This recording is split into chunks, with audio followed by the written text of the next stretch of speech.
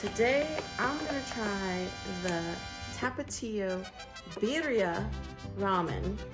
I've always wanted to try this. I'm gonna let you guys experience it with me.